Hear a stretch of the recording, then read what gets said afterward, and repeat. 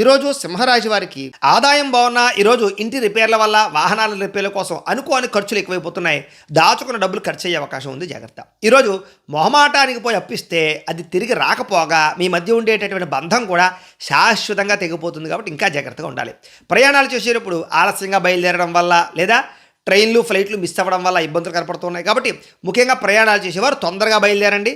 అలాగే ప్రయాణాల్లో విలువైన వస్తువులు జాగ్రత్తగా చూసుకోండి. కుటుంబంలో మీరు ఒకటి చెబితే అవతల వాళ్ళు మరొకటి అర్థం చేసుకునే అవకాశం కనపడుతుంది. కాబట్టి స్పష్టంగా మీ మనసులో ఉండే విషయం చెప్పండి. చెయ్యని తప్పుకి నిందారోపణలు, మిమ్మల్ని ఎవరో ఒకరి సమస్యలు ఇరికించాలని ప్రయత్నం చేసేవాళ్ళు ఉంటారు, జాగ్రత్త. ఈరోజు పని ఒత్తిడి ఎక్కువగా కనపడుతోంది. వెన్ను నొప్పి, మెడ నొప్పి, కీళ్ళ నొప్పులు ఇబ్బంది పెడుతుంటాయి. కాబట్టి కాస్త విశ్రాంతి తీసుకోవడానికి ప్రయత్నం చేయండి. స్ట్రెస్ని తగ్గించుకోండి. ప్రేమికుల మధ్య శారీరక కోరికలు పెరిగిపోవడం వల్ల తప్పులు చేయాలని తపన పెరుగుతుంది, జాగ్రత్త.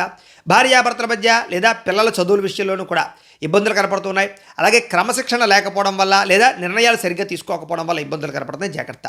తప్పుడు ప్రదేశాల్లో పెట్టుబడులు పెట్టడం వల్ల తీవ్ర ధన నష్టం కనపడుతోంది. భూములు, యంత్ర పరికరాలు కొనేటప్పుడు కొంచెం జాగ్రత్తగా ఆచితూచి కొనండి. విద్యార్థులు చదువు పక్కన పెట్టి గేమింగ్స్, వెబ్ సిరీస్లు చూడడం వల్ల లేదా రాత్రి నిద్రపోకపోవడం వల్ల, చదువును నిర్లక్ష్యం చేయడం వల్ల మీ భవిష్యత్తు ఇబ్బంది పడుతోంది. రాబోయే ఎగ్జామ్స్లో ఇబ్బంది పడతారు, జాగ్రత్త.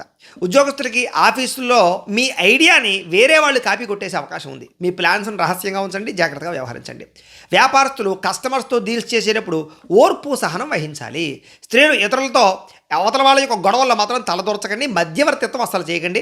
అనవసరంగా మీ మీద నిందలు పడతాయి, జాగ్రత్త. మీ పనుల మీద మాత్రమే దృష్టి పెట్టండి. విదేశాల్లో ఉండే భారతీయులు డాక్యుమెంటేషన్ లేదా పేపర్ వర్క్స్కి సంబంధించినటువంటి విషయంలో అశ్రద్ధ వహించకండి. అధికారులతో మాట్లాడేటప్పుడు భాషాపరమైన ఇబ్బందులు ఉన్నాయి, జాగ్రత్తగా ఉండండి. మీ సమస్యలు బయట వ్యక్తులు చెప్పకండి. కొంతమంది సానుభూతి చూపించినా కొంతమంది ఎగతాళి చేస్తారు, కాబట్టి జాగ్రత్తగా ఉండండి. మీకు కనుక లక్ష్మీదేవి అంటే ఇష్టం ఉంటే కనుక ఒకసారి ఇక్కడ లైక్ చేయండి. అలాగే రేపటి రాశిఫలం కూడా మీకు రావడానికి సబ్స్క్రైబ్ చేసుకోండి, ఫాలో అవ్వండి. ఇక్కడ కనపడుతున్నటువంటి ఈ లింక్ మీద మీరు క్లిక్ చేసినట్లయితే మీకు ఇంట్లో లక్ష్మీదేవికి ఎలా పూజ చేసుకోవాలో వీడియో వస్తుంది.